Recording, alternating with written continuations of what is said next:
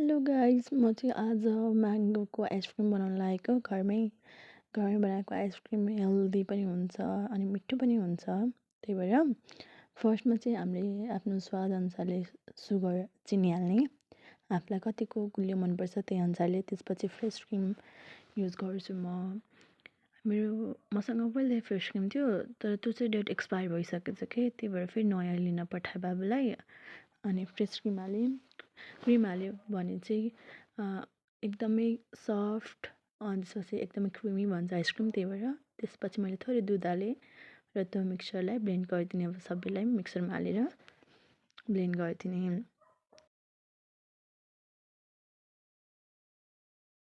मलाई चाहिँ एकदम क्रिमी मनपर्छ आइसक्रिम, त्यही भएर मैले अझ क्रिम थोरै भए जस्तो लागेर थपेँ। हजुरहरूले पनि हजुरहरूलाई जस्तो मनपर्छ, एकदमै क्रिमी मनपर्छ भने अलिक क्रिम धेरै हाल्नुहोस्, अनि प्लेन मनपर्छ भने ठिक्क हाल्नुहोस् क्रिम।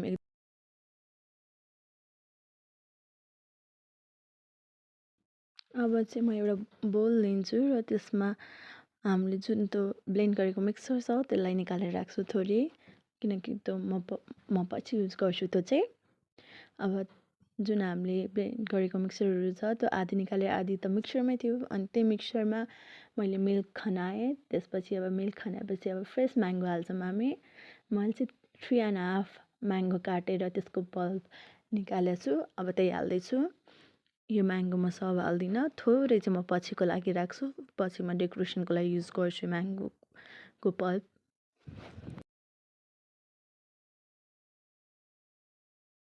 अब म्याङ्गो हालेर हामी फेरि ब्लेन्ड गरिदिन्छौँ, मिक्सर जारमा राखेर ब्लेन्ड गरिदिने। जबसम्म त्यो स्मुथ हुँदैन तबसम्म। मैले चाहिँ हेरेको कि मेरो अलिक स्मुथ भएको छैन, अलिक बाक्लो भयो धेरै जस्तो लाग्यो मलाई। अनि हजुरहरूलाई पनि यदि आफ्नो बनाउँदाखेरि हजुरहरूको बाक्लो भयो जस्तो लाग्छ भने त्यसमा थोरै मिल्क थपिदिनु। अब हामी फेरि ब्लेन्ड गर्छौँ हाम्रो मिक्सचर, जबसम्म ठिक्कको हुँदैन तबसम्म। ल अब हेर्नुहोस् त, अब चाहिँ पर्फेक्ट बन्यो जस्तो लाग्यो मलाई, त्यही भएर म हेर्दैछु। एन्ड यस, इट्स पर्फेक्ट है, यो मिक्सचर पर्फेक्ट बनेर तयार भयो, यत्तिको हुनुपर्छ। अब म चाहिँ टिफिन बट्टामा हाल्छु, यो हाम्रो मिक्सचर जुन थियो त्यो टिफिन बट्टामा हाल्छु।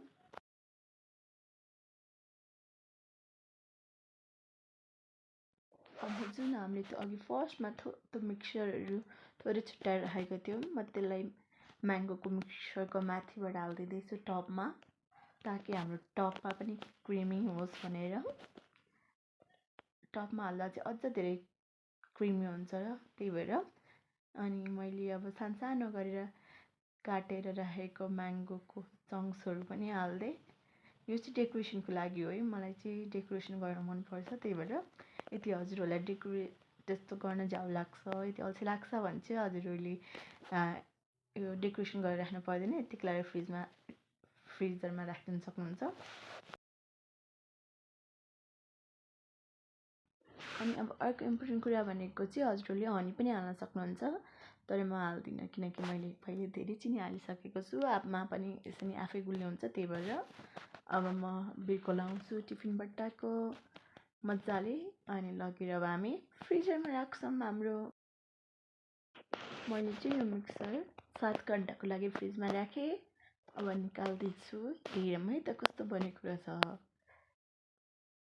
वाउ, हेर्नुहोस् त कति राम्रो बनेको, कस्तो माथि क्रिम जमेर बसेको रहेछ, कति क्रिमी। हेर्दै कस्तो खाउँ लाग्यो नि है, हजुरलाई लाग्यो कि नै? मलाई त कस्तो खाउँ लाग्यो हेर्दै।